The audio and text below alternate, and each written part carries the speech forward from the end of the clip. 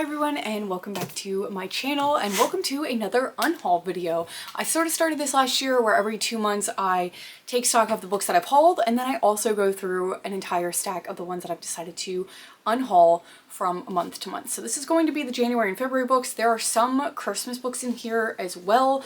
I forget why those didn't get unhauled at the end of Christmas. I think because I did I did a massive reorganization of my TBR downstairs and a big unhaul of that, and I just didn't end up getting to some of the ones that I hadn't read quite yet in the month. So yeah, that's why those are there. So we have a bunch to go through, so let's just get right into it.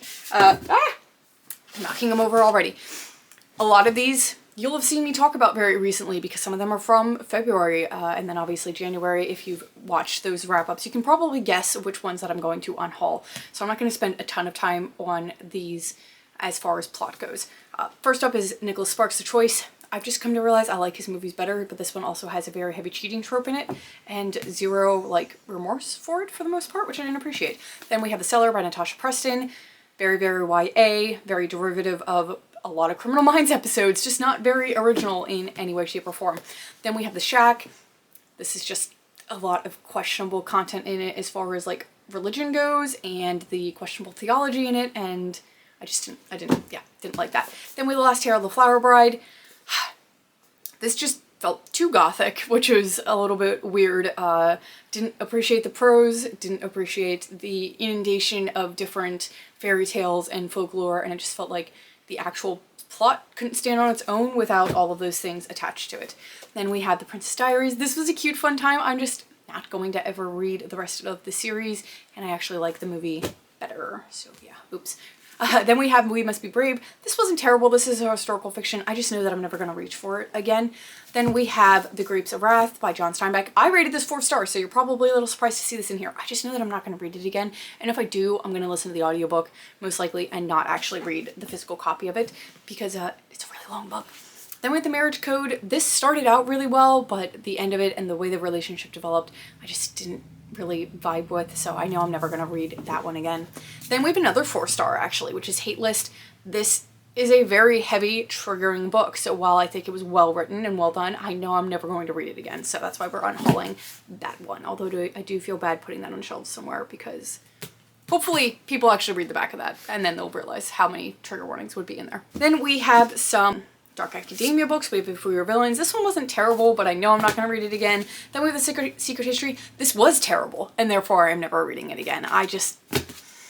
Yeah, very, very overhyped in my opinion. Then we have a Riley Sager, House Across the Lake. This is probably a little surprising because everybody seems to love Riley Sager. I loved the twist of this, but it felt like trying to get through the middle 60% of the book was painful and slow by the time we got to the really interesting stuff. So it was like a 3-star read, but only because the ending was really well done. I'm never going to read it again for all of those reasons. Then we have Blink by Ted Dekker. I DNF'd this one because I felt like we were trying to touch on cultures and religions that a white male author should not be touching on unless he does extensive research, which it didn't feel like he did, and he was mishandling them in a really harmful way. So yeah, we DNF'd that one. Then I read Love Finds You in Folly Beach, South Carolina.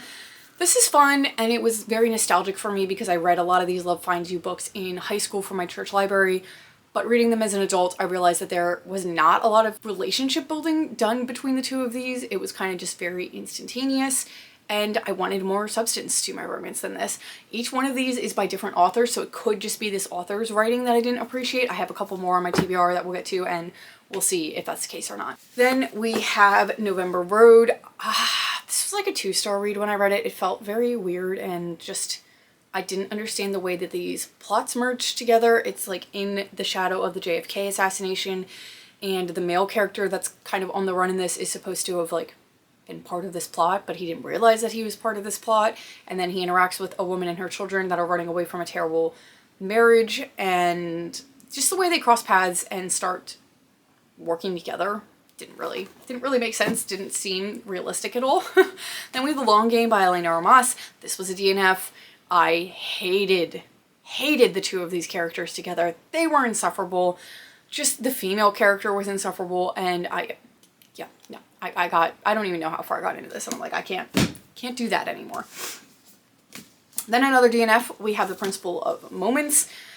This is a sci-fi that felt like it didn't know what it wanted to accomplish. The world building was very minimal and then very confusing. We had different time periods that I didn't quite understand the reasoning for, and yeah, everything in here was just very like a fever dream. It was very confusing reading it, and it didn't have any good structure to it. So I gave up on that about 100 something pages into it because I couldn't care less. In all honesty, I couldn't have cared less. Then we have The Second Death of Locke. This is one that I should have DNF'd, but I pushed through because I was really, really hoping that I was going to enjoy it. And alas, I did not. So that's why I'm DNFing, or not DNFing. That's why I'm getting rid of it, because I know I'm never going to reach for that one again. Yeah, that was a fail of a book, which was really disappointing because I was excited about reading something with like the lady knight trope in it. And I know that some people have given me recommendations on here, I know on my TikTok platform, for books that are good for that. So eventually I will do a reading vlog and hopefully redeem myself with that storyline.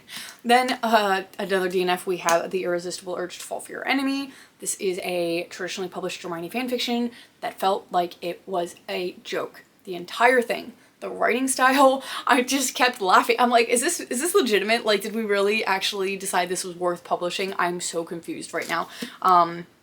Yeah, I don't want to be really, really mean, so we're going to put that away before I continue down that path. Then we have The Lost Years by Mary Higgins Clark. This is a DNF. I don't tend to DNF Mary Higgins Clark books, but this one was also one with a really heavy cheating trope and just like zero apology for it, and I can't get behind that. Then we have Go Tell It on the Mountain by James Baldwin. This was a well-done book. It's a classic. I just know I'm never going to read it again, so I'd like to share with somebody that will read it. Then we had Great Expectations. This was also not a terrible one. I just also know I'm not going to read this again. It's very rare for me to keep my classics once I read them because I know that I'm not going to tend to reach for them again. Then we had the random Christmas ones that I still have sitting here. We have like 3 Max Lucado novellas that I DNF'd because I felt like, again, the theology in here was not appropriate for something that was meant to be a Christian themed book. So got rid of those. Then we have Hannah's Hope. I did read this, but this is very, probably more middle grade even than YA, and I know that I'm not going to read it again. This is just something that I had sitting on my shelf from when I was in the age range to read this, and I just decided to reread it one more time before getting rid of it. Then this one's really sad to me. We have Hannah Grace's Holiday Ever After. I love her Maple Hill series. Icebreaker, Daydream, Wildfire. I love those books. I love her writing style normally, but this one was such a miss for me, such a flop. Like, I didn't really enjoy the chemistry between the two characters.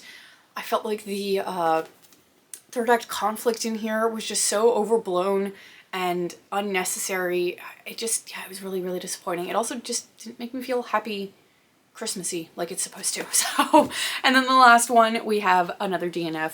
This is How My Neighbor Stole Christmas. Yeah. I couldn't.